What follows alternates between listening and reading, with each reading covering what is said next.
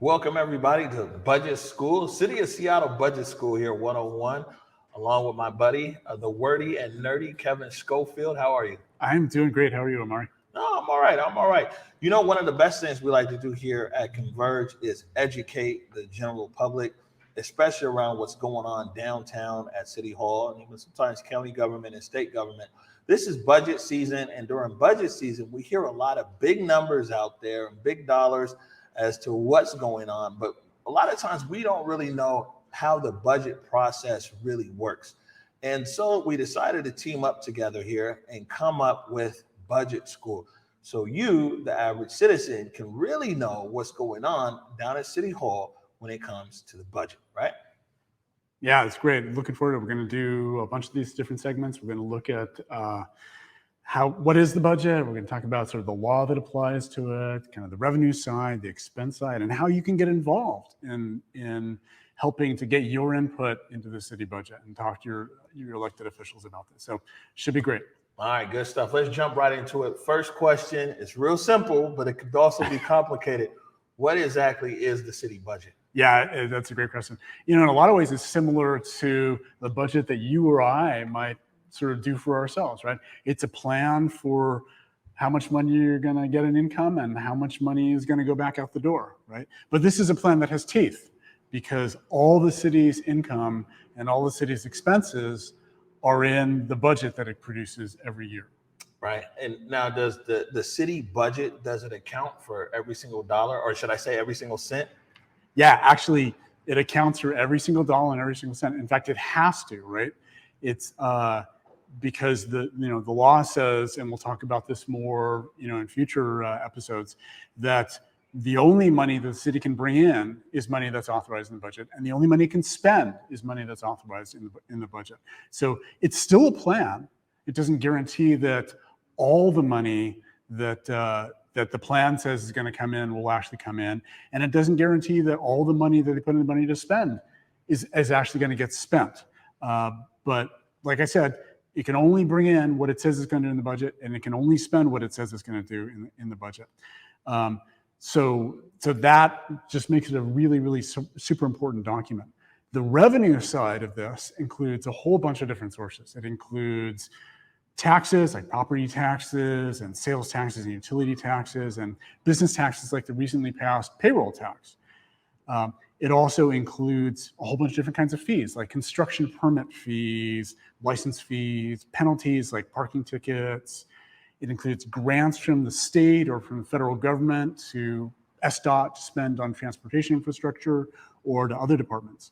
And also, because Seattle Public Utilities and Seattle City Light are utilities that are owned by the city, it includes all the income the city gets from all of our power and garbage bills, but it also includes all the expenses that those utilities have to spend to deliver those services to us.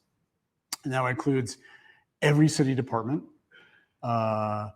and all the expenses for the department. That includes operations, so everything it takes, like I mentioned a second ago, for Seattle Public Utilities to do garbage service, as well as SDOT to maintain our roads, and police and fire departments to do their thing as well. It includes capital expenses, which is buying property, building new buildings on property, and a major maintenance takes to actually sort of keep those buildings up and ongoing as well. And it includes things like debt service. So when the city issues bonds and then it has to pay back those bonds over time, it has to account for all the money it's going to spend, doing interest payments on those loans in the budget as well. I got a quick question. Yeah. What's the difference between a levy and a bond? Oh, that's a great question. So a levy is a tax. In fact, the word levy means it's basically the act of imposing a tax, right? So if the city imposes an additional amount of property tax, right, then that's a levy. Sales tax too could be that. Why we call it a levy and we call it out is because sometimes the city government has the power and authorization to levy a tax on its own. But sometimes under state law, it actually has to get the voters' approval for that. So we see that show up on the ballot as a tax levy that we then have to approve. And that's just, we're approving letting the city impose that new tax on them. A bond The best way to think about a bond is it's the way that a city takes out a loan. It's the way the city borrows money, right? So for a city to do that, what it does is it issues this thing called a bond, and then investment banks and other financial organizations might buy those bonds, and they give the city a bunch of money up front, kind of like you get up front when you take out a loan. And then the city is required under the terms of that bond to pay it back in installments, either over 20 or 25 years with a little bit of the principal and a little bit of the interest every year. So the city will use bonds for things like when it needs to build a building, where you need a whole bunch of money up front to go pay for building that building and acquiring the property. And then you can use revenues from taxes and other things to pay it back over time. So it's a way of turning kind of an ongoing small revenue stream into a whole bunch of money up front for some kind of project where you need all the money up front. All right, gotcha. So the city budget includes every city department, and there's about 30 of them. That includes Seattle Municipal Court, includes the city council as well, fire and police departments. One interesting note, it doesn't include Seattle Public Schools, because here in the city of Seattle, Seattle Public Schools is a completely separate bureaucracy. It's got its own elected officials, and it's run completely independently from the mayor and the city council. There have certainly been mayors and city councils that didn't like that, that wanted to have way more control over the public school system. But that's not the way it works. Public schools, they got this $1 billion school district here. So that's a whole it's big budget in itself. Absolutely. No, speaking of that, like there's lots of moving pieces around this budget. How big is the actual city of Seattle budget? Yeah, so the annual budget is about $6.6 billion. Now remember, that includes Seattle City Light, which is about a little over 1.3 billion. It includes Seattle Public Utilities, that does our garbage and water and sewer. That's another 1.4 billion. The capital expense part of it for building new buildings and doing major maintenance is another 1.3 billion. And that leaves about 2.5 billion just for the daily operations of the city and those 30 plus departments across all of that. The budget document that they write every fall to write the whole budget is about 1,600 pages. About 800 of that is the kind of operational side of it, and another 800 is the whole capital plan, and that's a capital plan for what they're going to spend over the next 6 years on building new buildings and property and doing major maintenance. That's a lot. It is, yeah. $6.6 billion in the budget. Yeah. And the city council and the mayor is responsible for this. Yeah. All right, good stuff. Let me see here. So November, because the mayor's getting ready to unveil our budget, and it's going to go back and forth and everything else. At the end of November, what does the budget actually look like? Yeah, so we're getting the budget process. It's starting in just a couple of weeks. Mayor is going to do a proposed budget. City council takes it and cranks it through. And at the end of November, like you said, there's a budget package. And the budget package, the main part of it, you can think of as a big accounting sheet, right? It's got a whole list of line items. It says this department and this group in this department can spend this much money. Here are all the revenues coming in. So it's basically a long list of line items, right? But along with that, there's also potentially some ordinances, some legislation that the city council has to pass. So for example, if they decide they're going to include a new tax or raise a tax in the budget, well, they have to do that by ordinance, right? So there's a bill that comes along with a budget that authorizes this new thing that they have to do, right? There's a whole bunch of what they call budget enabling ordinances that will come along as part of the budget package.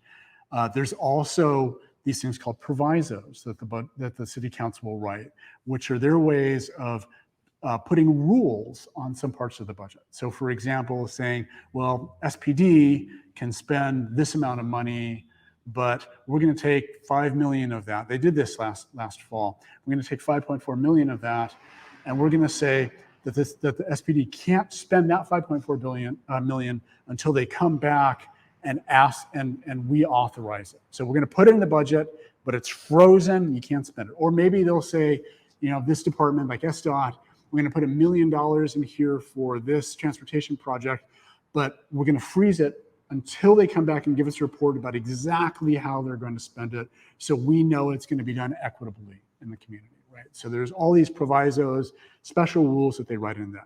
And then the last part is what the city council calls statements of legislative intent. And that's a city council kind of saying, well, there's no way for us to officially like codify in the budget. This is exactly how we want this money spent. But we want to make sure that we write down our intent, what we tried to do with this budget. So they write a statement of legislative intent. It's not legally binding, but it's the city council saying, this is what we're trying to do. And sometimes they do that when they're starting a new program and they know that, honestly, we're not going to see any results from this for 5 years. So we're going to write a statement of legislative intent that says this year we're putting this much in the budget, but we know we're going to have to double up next year. And we're saying we're committed to this for the next 5 years. Right. Now, is the budget process, is it like one and done, or is it kind of like my personal budget? My personal budget isn't a lot. It's always a work in progress. Yeah, it's way much more like your personal budget. So we get really focused on the budget process. It's like 2.5 month thing that the city council does every fall with the mayor. But they can change the budget at any time. In fact, like the day after they pass the budget for next year in November, they could change it if they wanted to. Normally what happens is the city council and the mayor will do quarterly updates. So they'll sort of rather than like do it every week, they'll gather up a bunch of budget stuff for, little things that need to change. Oh, this program didn't work out. We'd rather spend that money this other way. And so every quarter they'll have what they call a supplemental budget ordinance, where they take just a collection of a bunch of those things and they'll just sort of patch up the budget. This year, they're actually doing just 2 of those. They're doing one midsummer. They just, in fact, passed it a couple of weeks ago, and they'll probably do another one at the end of the year just to kind of finish up how things went. But they could do it as often as they want. In fact, last summer, you may remember, they did a whole emergency, like 8-week session of rewriting the budget when they discovered that because of COVID, the revenues for the city had tanked. Right. And one of the requirements for the city with the budget is that they have to have a balanced budget. They can't spend more than they're bringing in, right? And so when they discover that their budget is out of balance, they're required to go fix it right away. So when they got the revenue update last spring that said, hey, we're going to be a couple $100 million short of what we thought we were going to be for revenues, they immediately had to go open up that budget again and go through a whole process of redoing it to rebalance it again. So you may remember they did that last summer. I know that they got busy. These guys, when it comes to the money, though, they be moving. They don't have a problem down there. Well, this is the biggest responsibility for the city council. Right. They control the purse strings, and we'll talk about this more in the next session. But this is one of the really interesting tensions between the mayor and the city council. The mayor can't spend any money that the city council hasn't authorized, but the mayor doesn't have to spend money that the city council authorizes, and the city council can't force the mayor to spend it. So there's this weird tug of war that goes between them as they figure out how to write a budget, how to approve it, and then what's really going to get spent.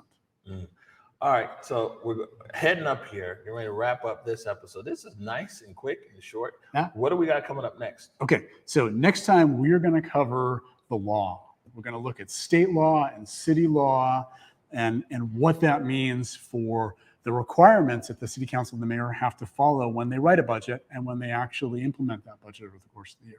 And then after that, we're going to have some sessions looking at the budget process, looking at revenues, looking at expenses, and then we're going to sort of wrap up this first part with how you can get involved in getting your input into the budget.